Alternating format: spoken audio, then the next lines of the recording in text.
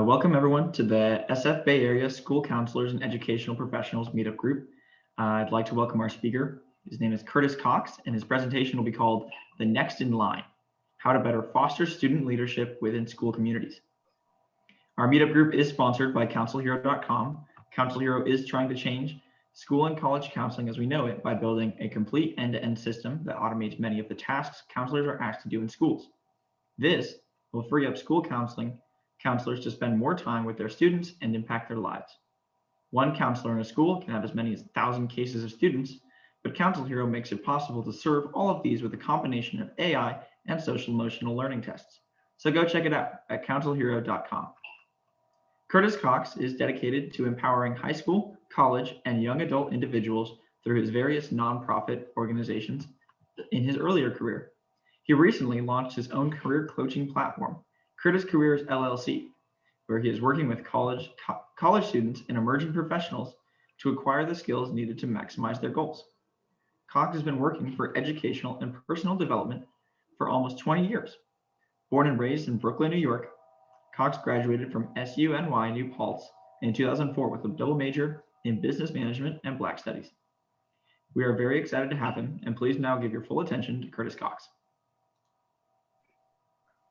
Thank you so much, Xavier. Appreciate the welcome, and good evening, everyone. So I'm out here in NYC, so it's 7 p.m. out here, and I know on the West Coast is 4 p.m. But really appreciate you all being here with me. So I'm gonna really get this thing started because I want this session to be as engaging and as thought-provoking as possible. So I'm gonna share my screen, and we're just gonna dive right into this. And please feel free to, ask any questions along the way. Again, this is a learning experience for all of us. And, as Xavier mentioned, like I've been in the field now for almost 20 years. But one of the things that, I've come to realize is that, we have to walk into, our professions as students ourselves. We have to walk into the spaces that we're all, respectfully in with fresh eyes, fresh perspective, and just kind of insight on what it is that we can do to really maximize our professional development, but also, how can we serve, our student communities better. So, with that said, I'm gonna share my screen here. And please, folks, feel free to, like I mentioned, ask any questions along the way. Because I think one of the things that, what we're learning about ourselves through this, pandemic and within the last 2 years is, like we really have to encourage our young people to be ready, to be ready for what's ahead, to be ready for unexpected circumstances. And part of that is really helping them develop their leadership, right? So it's really crucial that we understand our roles in our respective spaces, and we understand that, our leadership style even of itself is going to really be a factor in the students that we're serving. It's going to really play a role in how our students are going to be successful, and the impact that they're going to make in our own society. So again, just want to thank Hero and all the partners involved in this, and I'm really excited to be talking with you guys.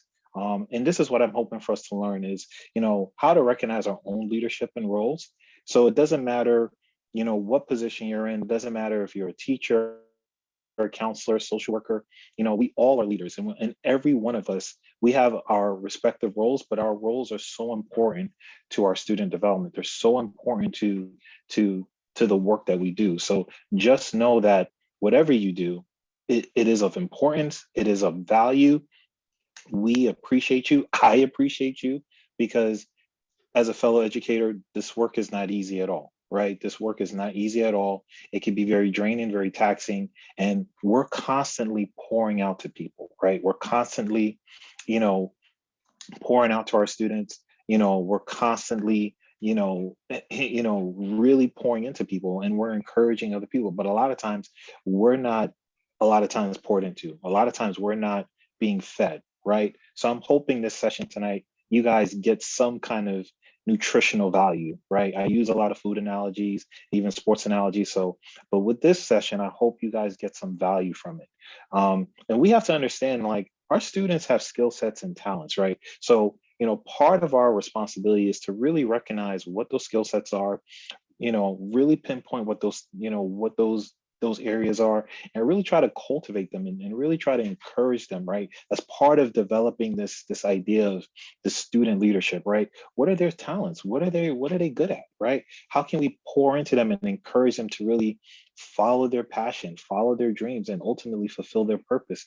And lastly, I want to cover some strategies and solutions on, where student leadership can blossom, in all of our spaces. So, as Xavier mentioned, I'm born and raised in New York. I'm from Brooklyn. My background, I've been, in the education and nonprofit space for almost 20 years. And these are what I'm sharing this evening are a lot of things that I experienced in my career, a lot of things that I saw, with with former students of mine, even with the current students that I'm serving right now. I was so passionate in starting Curtis Careers because I realized that there was a big need in our community. There was a big need to really service young people and really give them, the tools and resources to really be successful. So I started Curtis Careers in 2018. Graduated from SUNY New Paltz State University of New York, with a bachelor's in business management and Black studies. So that's who I am. So what I do, so I am a fellow educator. So I still work for the New York City Department of Education. I do guest speaking and facilitation in areas of education, career goals, and purpose. Those are like my areas. Those are my passion points, right? So I travel around, I meet different organizations, different schools, different companies, and I speak on subject matters relating to these three areas. I also do, with Curtis Careers, I also do, employee coaching and personal coaching for professionals, young professionals, and even mid-level professionals as well. And I also do recently now, I just added a consulting component, which again, this was something that I felt was very important given with the times that we're in right now, and really talking about these specific areas. So I started doing consulting work recently on subject matters of organizational culture, retention, and more specifically with DEI consultant, race relations and equity. So how do companies and organizations and colleges really tackle this issue of race? How do they really look at race and equity in their companies? Like, what does their leadership look like? What does their employee pool look like? Are they very intentional in making, in really creating a diverse environment?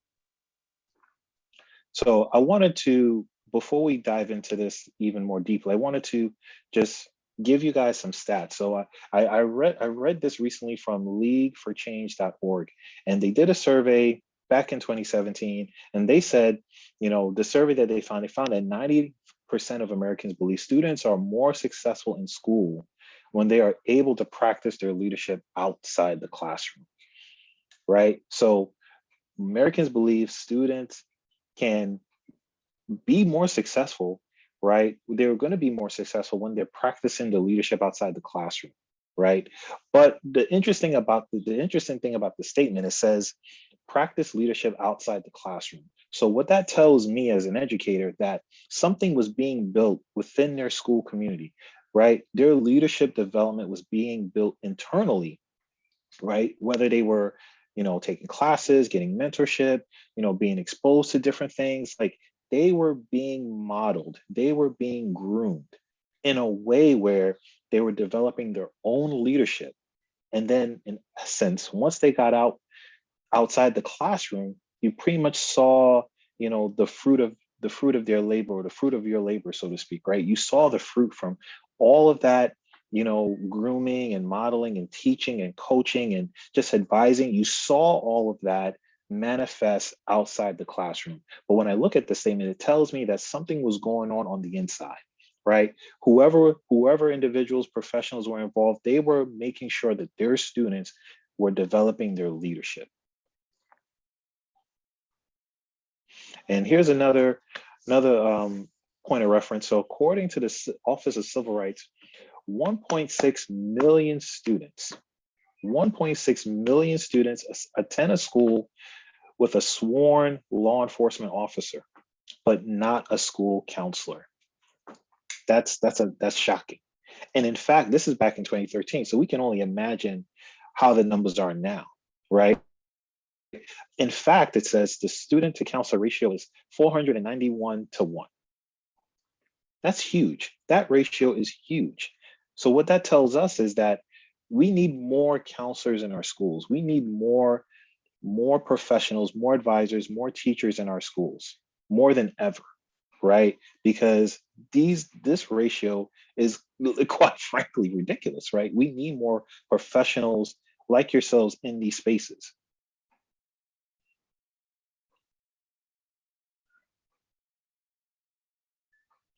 So I already have a question. So the population pool, so this was from, they pretty much did a survey to every, pretty much every student in inner cities. So like you have New York, you have Chicago, you have LA. So they did the survey on, inner city youth, right? And they said, okay, what do their, school populations look like, right? So pretty much what they were trying to address this pretty much this disparity, especially in low income communities, right? Because again, this is from the Office of Civil Rights, right? The U.S. Department of Education Office of Civil Rights. So what they wanted to do was kind of highlight some discrepancies within certain communities, right? So which is something we need to talk about, because that's all in part of building leadership. That's all in part of this idea of student leadership, right? If there are discrepancies, if there are things that are like misaligned, then a lot of our students are obviously they're going to suffer, right? Because there's obviously some misalignment, some displacement in different areas, right? That's going to affect that student's progression. That's going to affect their progress. So, but appreciate the question. So really quickly, I wanted to invite you guys to type in the chat, like, all of us are educators, all of us are leaders, right? So I wanted us to really think about this and, why are we doing the things that we're doing? We are to inspire, motivate, encourage. But I want to ask you all, like, what are you there to do? Like, what do you feel your purpose is in your given space? So definitely type in the chat what you think your purpose is in your role in your given in your given school community. Is it to inspire? Is it to motivate? Is it to encourage? What other words that you guys can think of that speaks to our roles as educators and as leaders? So definitely type in the chat right now. What else do you think, we need to, what we need to do besides these three words that I put? Because I think these three words encompasses everything that we do as educators, right? But there's other words as well. So definitely type in the chat, what those other words you think fits what we are as leaders and as educators. To fix problems, to challenge, to advocate for students, absolutely. I'm there to provide advocacy, love, respect for younger generation. Absolutely. That's important. Love, that's so true. Again, like I mentioned this earlier, our roles can make a difference, right? They make a huge difference.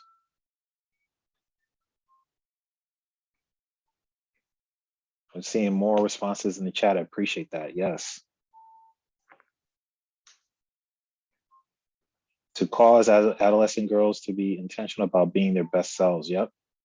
My purpose is to ultimately pay it forward. Yep. Pay it forward to students who I once was. I was under the influence of so many dope educators. Yeah. Right. We get influenced by other people. Like, we're here because people believed in us. People coached us. People inspired us. Right. That's so true. To make a difference in the lives of the most discouraged and give them hope and show them a way to success in whatever area they're struggling. Absolutely. Absolutely. So you guys get it, right? You guys understand that our roles make the difference and that what we do every day matters, right? And I get it. We're human. We get tired. There's some days we don't feel like doing anything. We're just drained. But just remember, every day that you work, everything that you do, like, it matters. No matter what your title is, you could be a principal, you could be a superintendent, you could be, whatever, right? You could be a social worker, counselor. Everybody role matters. And we're all leaders, right? At the end of the day, we're all leaders.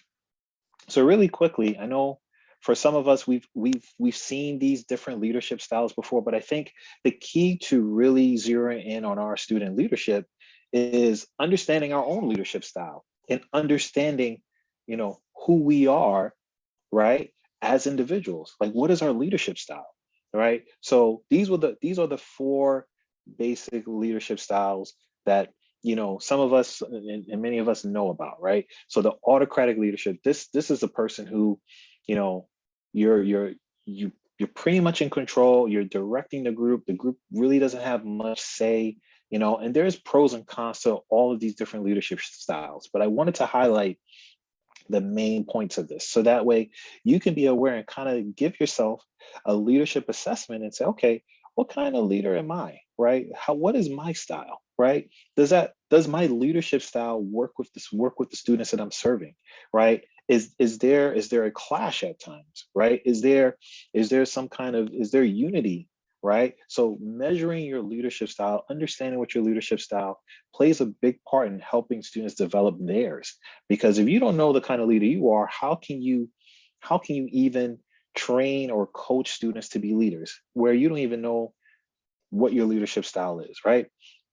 So if you think you know what your leadership style is, type it in the chat. I would love to see the responses here. Like, who do you think you are in terms of your leadership style? So, you know, democratic is inclusive, you're open-minded, you're engaging with your group, you're inclusive with your group. They're involved in the decisions. It's a group thing. It's like everybody has a voice, right? Then you have laissez-faire. Laissez-faire is like, hey, independent work. You're encouraging people to kind of learn on their own, right? You're kind of letting them, make decisions for themselves. Like, you're just giving them minimal direction, right? Minimal direction, and you're just leaving them to be, right? These are the most least micromanaging folks, right? These are folks that they're like on the opposite side of micromanaging, right? And then finally, this is a new one, this parent leadership, right? This parent leadership where you're pretty much like a father figure, you're a mom, you're like someone's aunt, you know what I'm saying? Like, you're somebody's like relative, because you just have this leadership where you're just nurturing, and you're pretty much like this like family figure in the school space, where it's like everybody's coming to you for advice. Everybody's coming to you with their personal issues, their personal problems. Like, so those are some indicators for you as the parent leader, right? Perennialistic, you know, that that really say, hey, you know what, maybe I'm this kind of leader, because like folks are coming to me with everything, right? Like all kinds of situations, right? Which is, you know what I mean, good practice if you're, looking to be a parent yourself, or if you don't have kids, right? So really look at these different leadership styles, and I'm already seeing responses. This is great. Seeing a lot of democratic servant leadership. I love that. um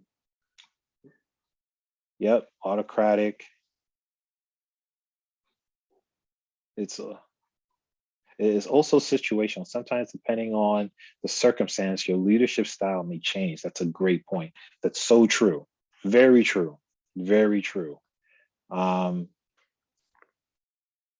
yep, very true.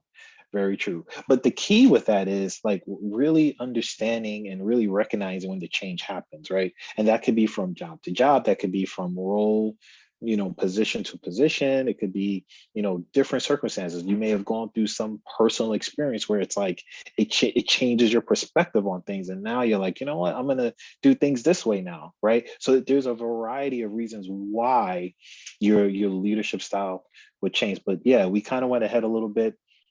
So again, folks, thank you for your responses, but that's a very good point. So I saw this, definition, um, as we're, looking to define our leadership style. I want us to now pivot and say, okay, how do we define student leadership, right? And I saw this example from this high school in Australia, Maryborough State High School, and I love this. It says student leaders are responsible, fair-minded, positive, and caring representatives of and advocating for the student body. They are actively demonstrate, promote, and encourage involvement in creating a positive whole school community. I just love that definition. I saw it and I said, that's an ideal definition of student leadership, right? So what I want to ask, just based off of looking at that, is do we have a student leadership definition in our schools, right? Is it part of your mission statement? Is it part of your, vision? Is it part of your core values? Do you even have the word student leadership anywhere in the values of your school, in the values of your community, right? Do you have it anywhere written? Do you even have those words at all listed anywhere that say, I went on your website and I said, oh, wow, they really care about student leadership. They really understand, or they really are invested in student leadership, right? So this is a question I'm asking you guys, right? Like, do you have a student leadership definition within your schools? Like, is it written? Is it kind of like is it a non-written rule? Is it embedded in your culture? Like, what does that look like, right? Because if you don't have that, now we have to explore why. Now we have to explore, okay, does my community really promote student leadership? Does it really say like students are leaders? Do they really advocate for students in a way where for them to develop their leadership skills, to develop their leadership style, to understand that they play a role in our society, that they're important to us, right? It's one thing to personally develop someone and help them to be ready for college and do well in in their classes, but then really really kind of talking to them about their leadership and talking to them about the influence they have amongst their peers. That's a whole that's a whole different process. That's a whole different animal. So I want to share this with you guys. And I thought I saw this model that was developed a few years ago by three individuals, Carrie Keaton, David Rosh, and Lisa Burgoon. And they created this model, right? And it's called the Ready, Willing, and Able Conceptual Model of Leadership Capacity. And pretty much what they're saying here is that for an individual, especially a young person, to really develop their leadership, they have to have this ability and the capacity to do so, right? And they broke it down to these three different spaces, right? Ready, willing, and able. And then within those circles, you'll see that there's confidence, motivation, and skill, right? Do our students have the confidence to really be themselves? Do they have the confidence to really believe in, right? Are they able to really advocate for themselves, right? And then the skills part is, do they understand their skill set, right? Do they understand that they have to develop themselves? Do they understand that they have talents and they have specific gifts, right? That are very unique to them that they should really pay attention to and cultivate. And then there's the motivation, the will, right?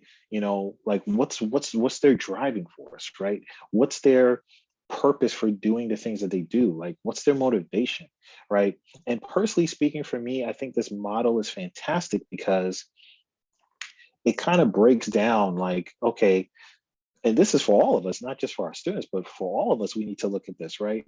What is our leadership capacity, right? And for young people, you know we have to really zero in, because for me, there's some students that I could think of right now that's like, man, that person has a will, right? They have a motivation, right? They have certain skills, but their confidence is low, right? They have low self-esteem, right? They're not, they don't really believe in themselves. Then I have other students who they have tremendous skill, right? I've met students who they're very artistic. They can draw. They have all these amazing like physical skills, right? But they don't have the motivation to pursue it. They don't have the will. They don't really have a purpose to it, right? They don't really think it means anything, right? And then, unfortunately, I've met some students who they're not sure about any of these three, right? They're not sure about their confidence. They're not sure about what motivates them.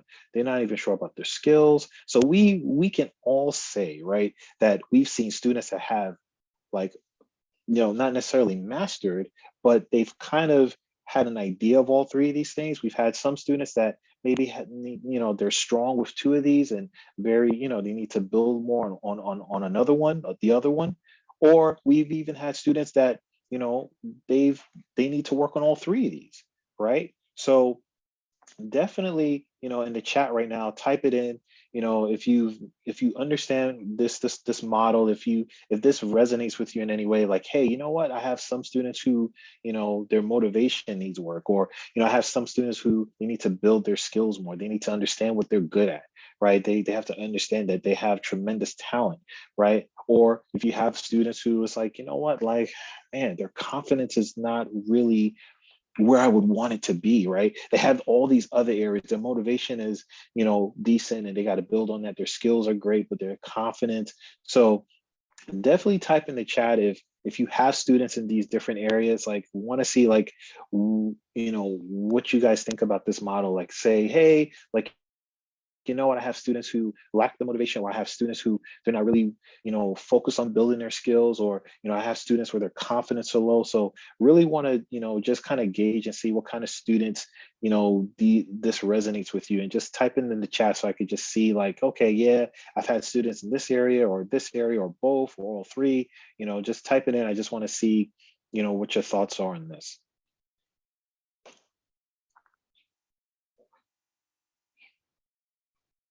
And if you guys have any questions about this model, please, feel free to let me know and type in it in the chat.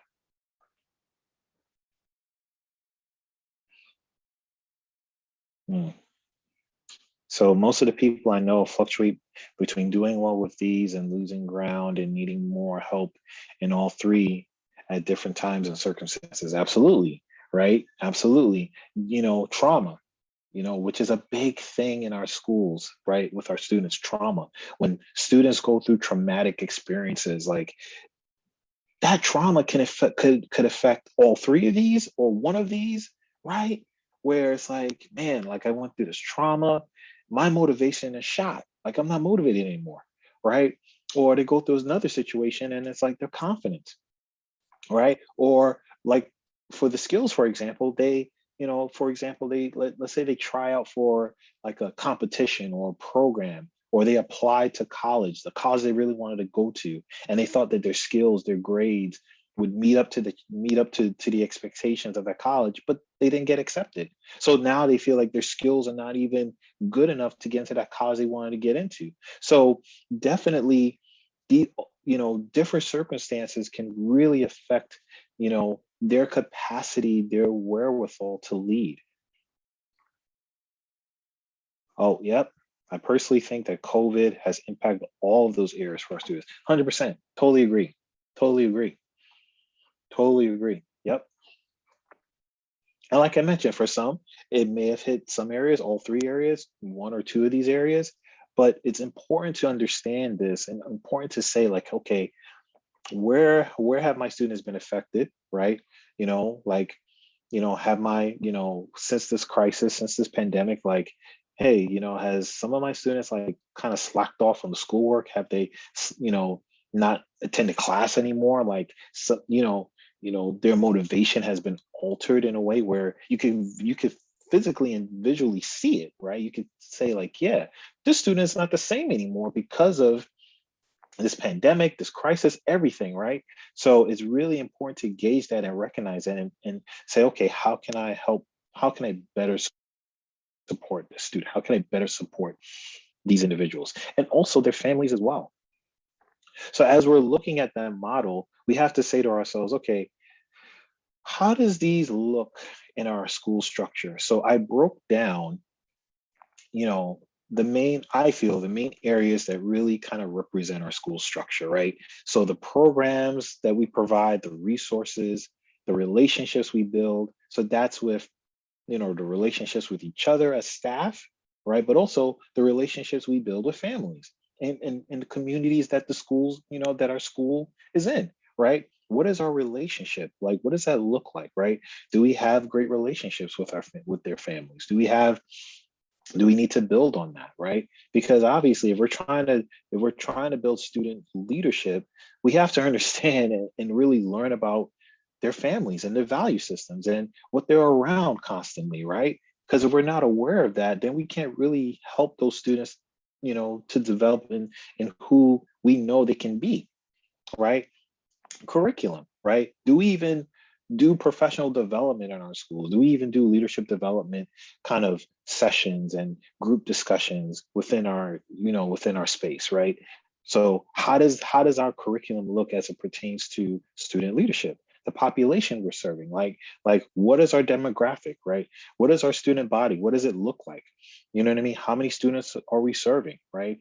Do we have the capacity to do these things, right? To really zero in on every student and zero in on their ability to be leaders, right? How do we figure that out through, studying the population and really studying, like trends, right? Like looking at our population as it relates to our attendance and students being able and willing to buy into the messaging that we're providing in our schools, right?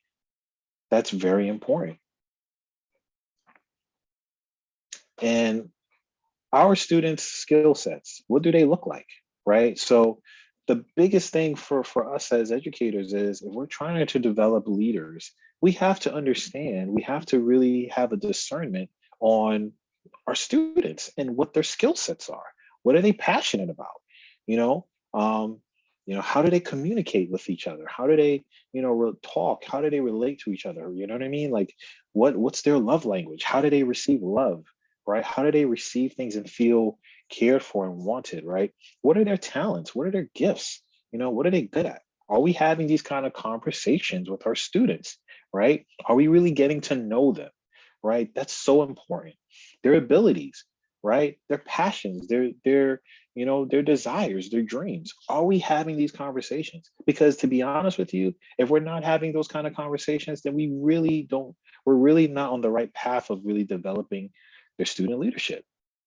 We have to get a little bit more intentional and a little bit more, engaging with our students and really understand, like, okay, what are you all about, right? What are you passionate about? What do you think about, right?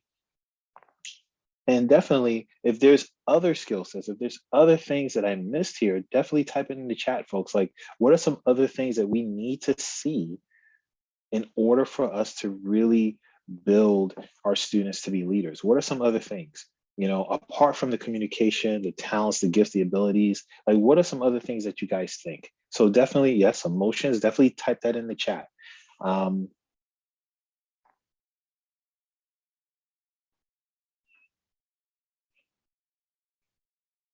yep. So how can we work on our student leadership? So here are some suggestions that I think that I've seen personally working in different schools, different programs that I think it's been super effective. Um, Great programs.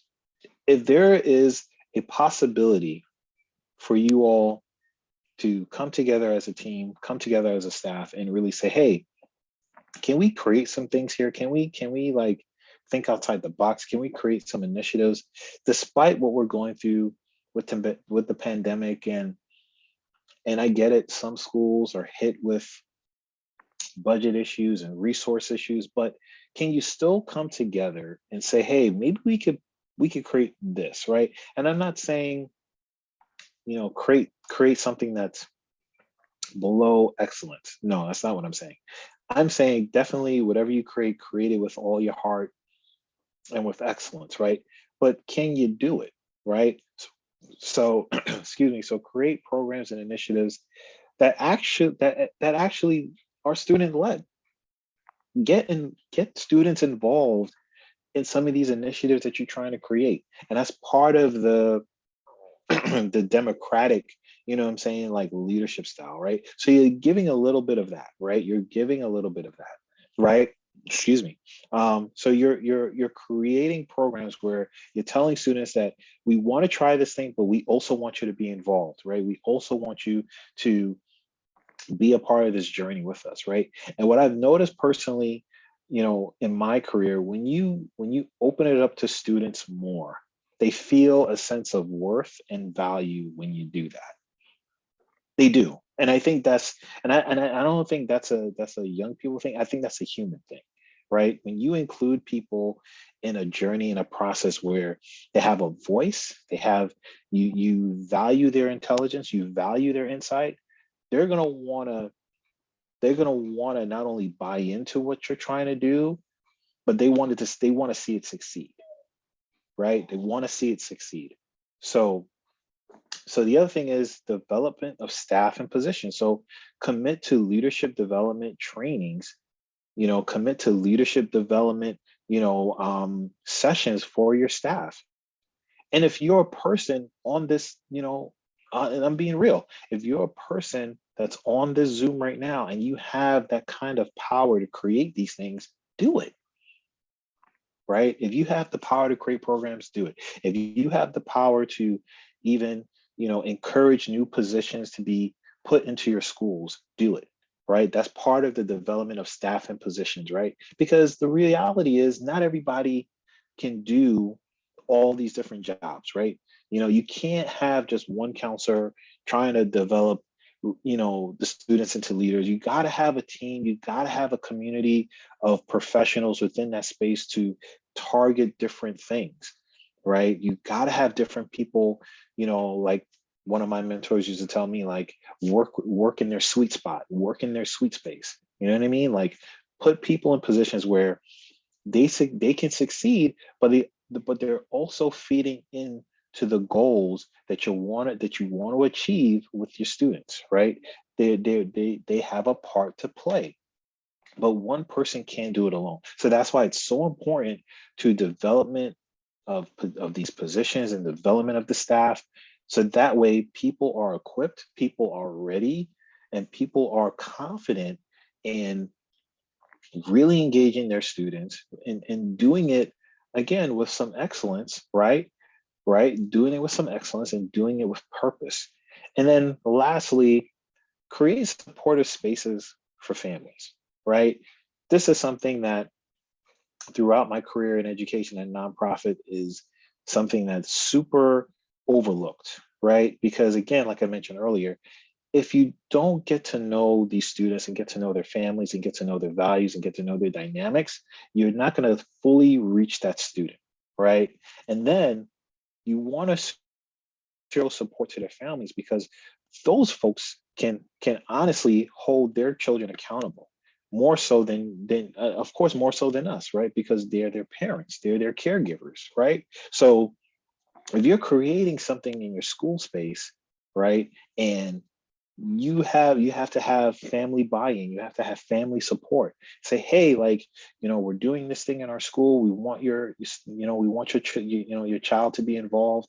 If you give them that information, that family is going to be another source of accountability for that student. But you got to create these supportive spaces for families where they can come in, they know what's going on within your school, right? You're offering support to them as well, right? If possible, you're being very inclusive with the family, right? You're inviting them, and it's not just about parent teacher night and parent teacher conferences. You are intentionally creating events constantly, right? You're doing constant outreach to these families, you're doing constant outreach to them. And I know I get it, for some of us that's hard because there's so many different family dynamics, and it's and for some of us it's probably hard to reach every household, right, for whatever circumstance. But you got to keep doing it.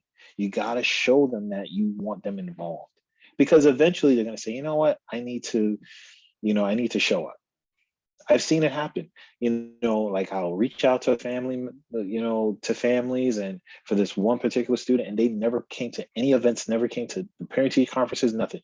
And as I just kept emailing them, I kept calling them, and eventually that person showed up. Right? They showed up because they realized, okay, me not participating in my child's development, me not being involved is going to really hinder their progress. They start to get it. They slowly start to get it. And if you give them that message as well, that, listen, you are just as valuable in this process as the student, right? They need your encouragement. They need your support. We need you to hold them accountable too, because like we're holding them accountable. So creating those supportive spaces for families where they need the help, you're referring them to different resources, you're inviting them to different events. It's not just like you're seeing them every 6 months or 3 months, like you're being as engaging as possible with their families. So I hope this was very helpful. So, I'm a big quote guy. I love quotes. So, before we end, I just want to leave these quotes for you guys. The mediocre teacher tells, the good teacher explains, the superior teacher demonstrates, and the great teacher inspires. This was from William A. Ward. So, we are all, regardless of our position and our title, we're all educated, we're all teachers. So my encouragement to all of you is to inspire your space, wherever that space is, right? Whoever is in your community, are you inspiring that space, right? And if you need to do more, do more. We all do. We all need to do more. We all need to grow. We're not perfect, right? But this is something we need to really, really zone in on, right? And then next quote, every student can learn not on the same day or the same way. So we have to have grace. We have to have patience with our students, right? Every student, everybody learns differently. Everybody, you know, everybody's different. Everybody's unique. But that doesn't mean we're not capable of learning. It's just how we learn and when we learn. But the point is that we give people, we give students, we give individuals the opportunity to learn, right? So, meet with your staff, right? Meet with your team and say, yo, like, can we create more spaces for us to learn? Because once we do that, we can create more spaces for our students to learn. And we can create more spaces from that. And then from that point, we can create more spaces for them to become leaders because we're being intentional in creating spaces, right? And we are understanding of our students, we're understanding of our population, we're understanding of our model. If we need to improve our model, we have to really do that, right? This is 2021. Things that, happened 5-10 years ago, we can't, we're not using that now, right? It's just like our phones, right? I hardly meet anybody right now that has, a Galaxy 3, right? I hardly meet anybody now that has an iPhone 4 or even an iPhone 3. So if we're upgrading in different areas of our lives, we have to upgrade in our professions, in our work, in our approach, in what we do, right? That's so important. If we don't do that, then we're not going to see the change that we want to see. We're not going to see the change that we constantly talk about in meetings, right? If we're not willing to upgrade certain things, if we're not really to look at certain things and say, hey, how can we improve this, right? So just keep that in mind. And folks, we're at the end.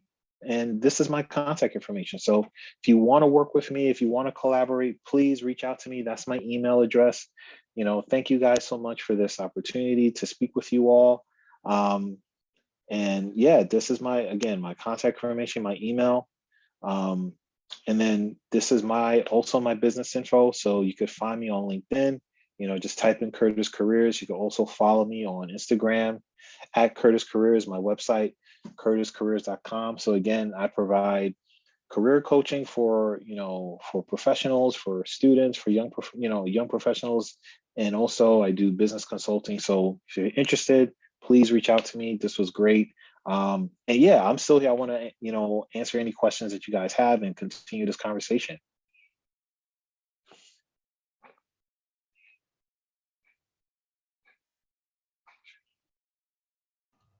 Thanks, Curtis. I know people are probably typing out some questions right now in the chat. It usually takes a minute for them to come in. But one question I had for you actually was how do you, in your own practices, kind of like suggest ways to reach these families that might not be taking an active part in education?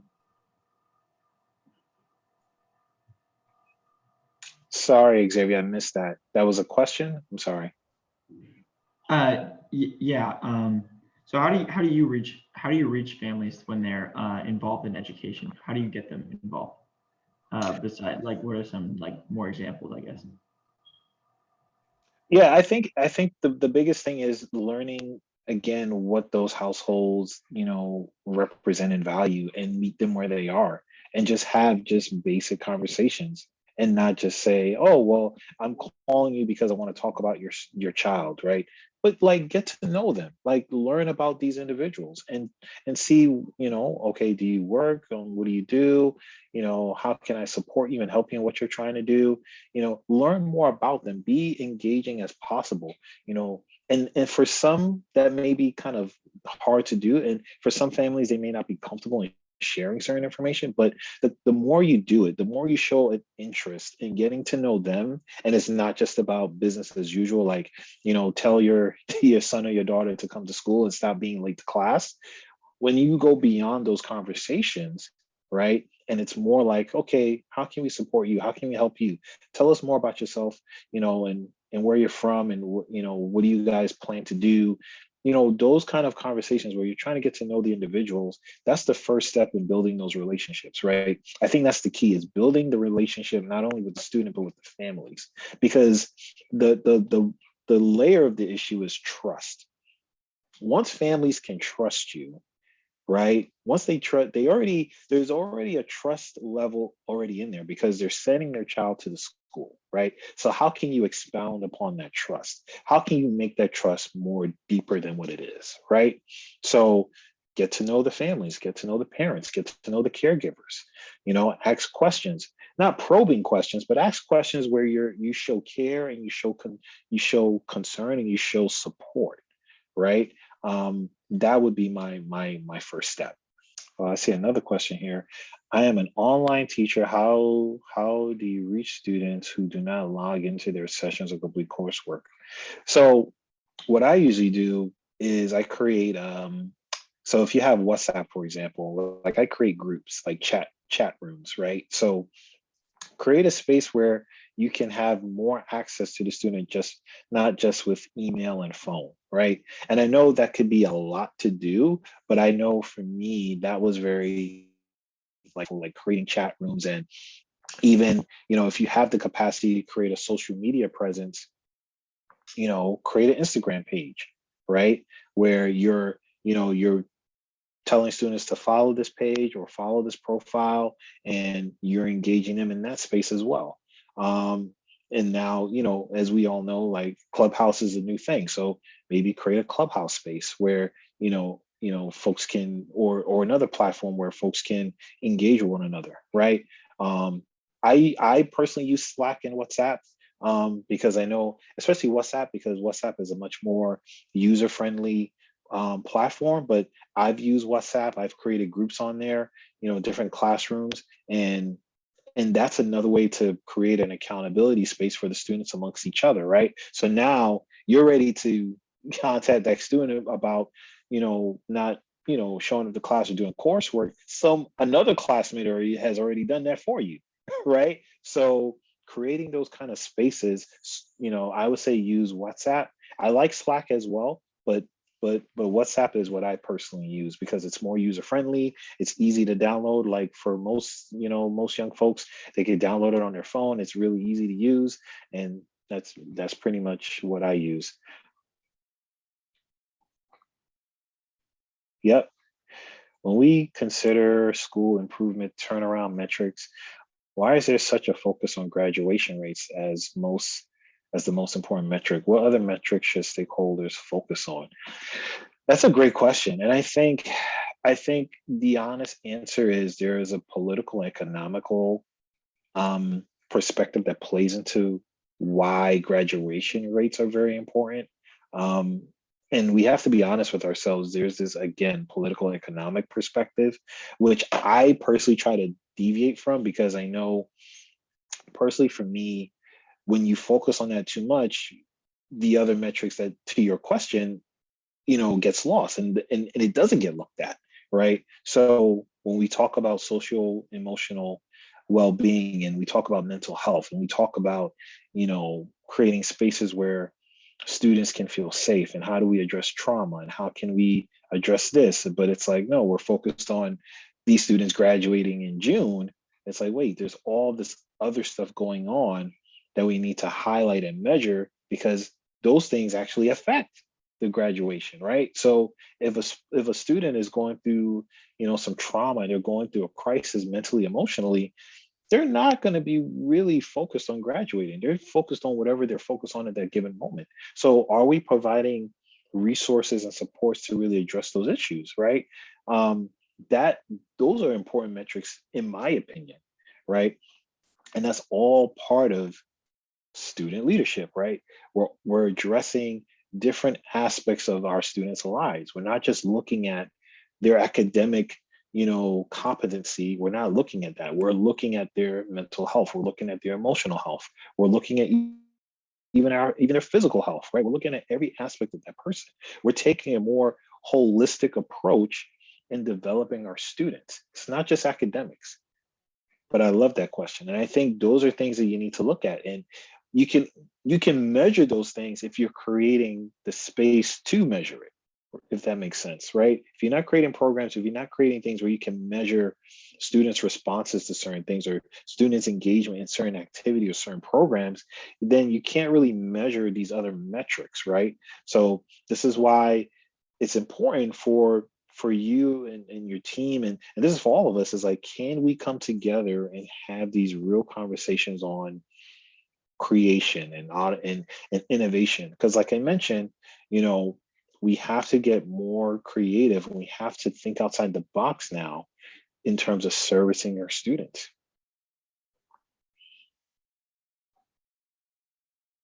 Well, well, okay, curious, are you thinking, does this holistic include spiritual house? So everyone is so unique. Well, for me, even though I practice a certain faith, I don't personally force that on anyone, right? That's not, if they ask, I'll tell them, okay, this is what I believe, right? This is my faith, right? But I don't impart that on anyone as far as like, oh, you should believe what I believe. Everyone has a right to believe what they want to believe, right?